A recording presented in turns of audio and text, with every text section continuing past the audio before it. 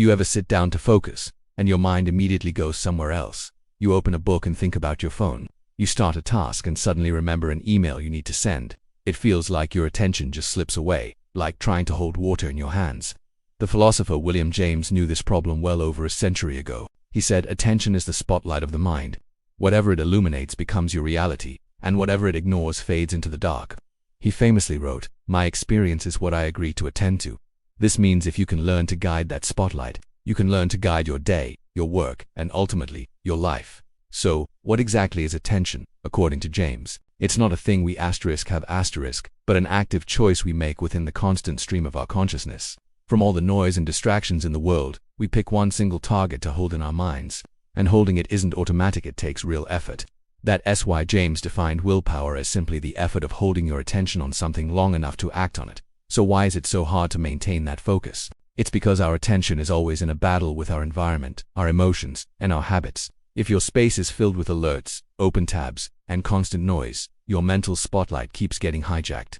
If you're feeling tense or anxious, that spotlight starts to shake and flicker. And if you've spent more time practicing distraction than focus, your mind has already carved a well-worn path toward wandering. But James wouldn't just tell you to try harder. He would encourage you to design your world for success. He'd ask, what small things can we change in our context, our target, and our approach so that focusing becomes easier?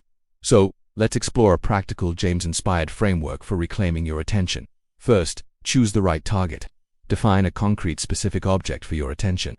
Don't just say, "I'll work on my project." Instead, say, "I will finish one slide," or "I will write one paragraph." Vague goals split your focus, but concrete goals tighten the beam of your spotlight, making it sharp and powerful. Second, fix your details in advance. Decide on the same place, the same time, and the same starting cue for your focused work. When you pre-decide these things, you lower the mental friction it takes to get started. Your spotlight can land on the target much faster without having to make a dozen small decisions first. Third, downshift your body before you start. James had a powerful insight into emotion. Our physical state comes first, and our feelings follow.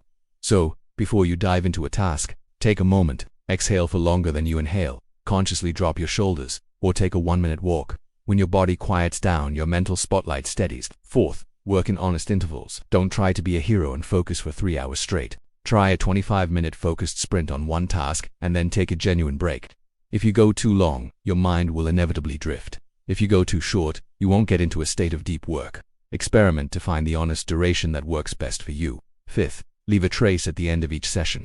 When your focus sprint is over, take just a minute to write down 3 simple lines: what you accomplished, what got in your way, and what you'll do next. This small act of reflection acts like a coach for your future self, helping your spotlight return to the same channel tomorrow with greater ease. Sixth, reduce the external hijackers. This is a big one. Put your phone in another room. Turn off all non-essential notifications. Clear your desk so that only the materials you absolutely need are in view. These small environmental tweaks will do more for your focus than relying on raw willpower ever could. And finally, number 7, redirect. Don't punish. Your mind will wander. It's what minds do. When you notice it drifting, don't get frustrated. Simply label the thought wandering and gently guide your attention back to your task. Every time you do this, you're doing a rep, building the muscle of your focus. The return is the real training. Let's see how this works in daily life.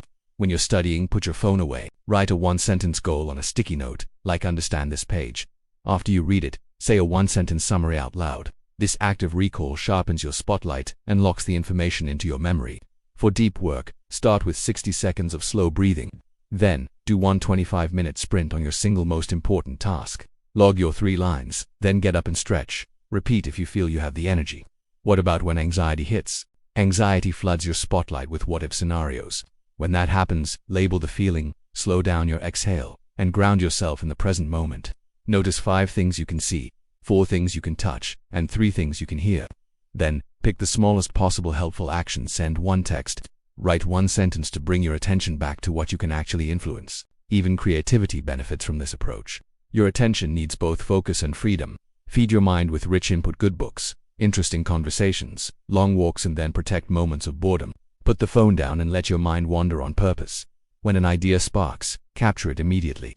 There are some common traps we all fall into. The first is multitasking. It feels productive, but it just splits your beam of attention, making you less effective and weakening your memory. The fix is simple: 1 spotlight, 1 task at a time. Finish a tiny unit of work, then deliberately switch to the next thing. Another trap is waiting for motivation to strike. This keeps you stuck and idle. The fix start tiny action creates the momentum. Doing the thing is what generates the feeling of wanting to continue, and don't rely on willpower alone. It's a finite resource that gets exhausted. Instead, design your environment with cues and supports so that your attention has help. Finally, stop judging yourself when you get distracted. Normalize the drift. Remember that gently returning your focus is the most important part of the training. With practice, guiding your attention becomes easier. Your habits start to carve the riverbed of your mind. Your spotlight finds its target faster, holds it longer, and returns more gracefully after every distraction. This is the promise of William James's wisdom, not a perfect, flawless mind, but a functional one guided by intentional attention, supported by small acts of will, and stabilized by simple, powerful routines. So today, I invite you to try it. Choose just one target. Downshift your body for a minute. Work for your own honest interval. Leave a 3-line trace. And when your mind wanders, it will just smile, label it, and gently come back. Because what you agree to attend to truly does become your life. Aim your spotlight where it matters most. Thanks for watching. If you found this helpful, consider liking this video and subscribing for more ideas on how to live a more focused and intentional life. See you next time.